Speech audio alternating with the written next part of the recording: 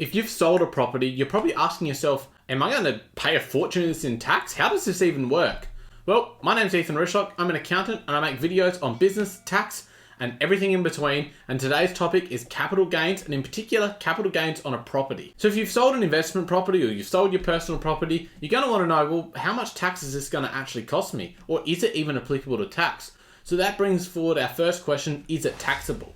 And if it's your main residential property, then no, it's not going to be taxable. If it's an investment property, then it likely will be taxable, but there are some exceptions, so let me go through them. So I'll go through a couple examples. If you've purchased an investment property and all you've been doing is using it to generate income, then yes, it will be taxable. That's a pretty basic example, and most people expect that. They go, I know I bought this in property for investment purposes, therefore I know it's going to be subject to capital gains tax. The same goes in reverse. If it is your main residence, you've always lived in it, and you sell it and you move to another main residence, there's no tax involved. It's your main residence. We're lucky that in Australia we have the main residence exemption, so there's no capital gains tax on your main residence. Now, where it gets a little bit more complex is if it was your main residence for a portion of times and investment for another portion of times. Now, it does get very specific here, so you're really going to have to do your own research into what applies to your particular situation. But there are two different areas I do want to bring up, and that is the 6-month rule and the 6-year rule. So the 6-month rule states that you can actually have two main residences at the same time, but only for a 6-month period. So an example of this would be that you're living in your property and you decide that you're going to buy a new main residence. So you buy that new main residence, but it takes a few months before your previous residence sold. If that all happens within 6 months, you can treat them both as your main residence and they're both going to be exempt from capital gains tax. Now, the 6-year rule is if you've got a main residence you're living in and you move out and you start using it for investment purposes, so you start renting it out. But in that time, you don't go and buy another main residence. So you still only ever had the one property that you own. You have 6 years where that would still be exempt from capital gains tax if it's sold within that period. So what that means, you can move out, maybe you're going to go rent somewhere else. You can rent that property out for a few years, sell it then, and there'll be no capital gains on that. There's almost an endless amount of possibilities of all these different combinations of maybe you've moved in, you've moved out, you moved back in.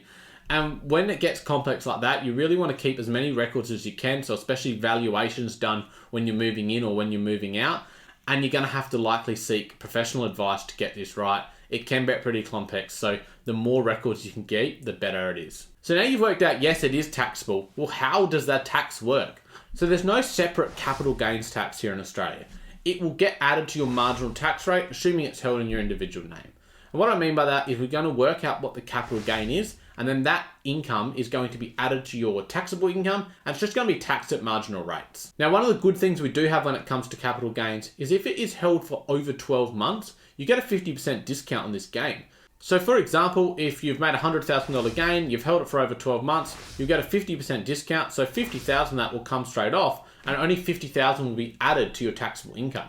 So it's a really cool thing that we have when it comes to capital assets. Now with property, just so you're aware, this goes off contract dates. So it needs to be 12 months from contract date of purchase to contract date of sale. It's not off settlement dates. So how do we actually work out what the capital gain is so that we can add it to our taxable income?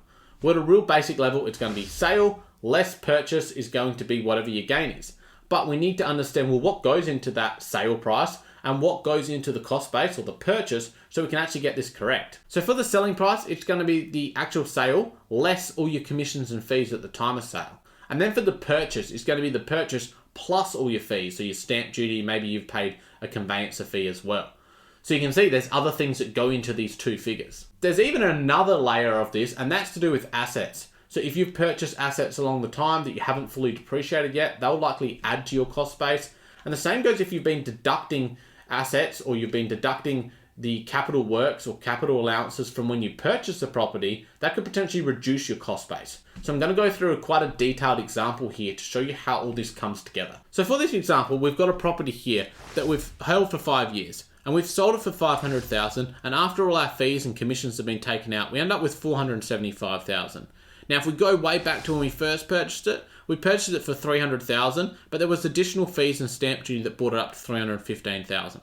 So at a real basic level, you'll probably look at this and go, well, I made a $160,000 gain. Isn't that what I get taxed on? But no, we want to dig in and we want to get this perfect. So the next question we ask ourselves is, did we buy any assets during that time? And we did. So we bought $15,000 worth of assets and we've been depreciating them a bit, but we've still got $10,000 that we haven't depreciated. So that $10,000 is going to be added to the cost base. So all of a sudden our gain now has dropped from $160,000 down to $150,000. So you can see by digging into this, we want to get this as low as possible by actually using the legitimate deductions we're allowed. Now we did get a depreciation schedule done when we first purchased this property. And so we've been claiming capital works and capital allowances for this. And over the time that we've held the property, we've claimed $25,000. So this is actually going to come off our cost base, and it's going to actually now raise our final profit and our final capital gains to $175,000. So to work out then what the tax is on that, because we know that we've held this for over 5 years, we're going to get that 50% discount. So the total gain that's going to be added to our tax return is $87,500. And then we know this is going to be taxed at marginal rates.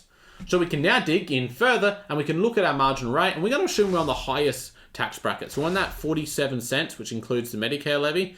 So the total tax we're going to pay on this property sale is $41,125. So now we've done all that, it's great to actually have a look in essence and go, well, when we sold this, we actually really made $160,000 if we're just going to purely look at, the $475,000 we cleared after fees and what we paid for initially. And once we take off the tax we paid, we're still left with $118,875. So you can see you're not going to pay tax on the full amount, for instance, or the full gain if you've held for over those times, but you do need to dig into this data to get it correct. I hope that video has been interesting. Drop a comment down below on what type of content you want to see me make next, and go and check out some other videos. I appreciate you watching, and I'll talk to you again on the next one.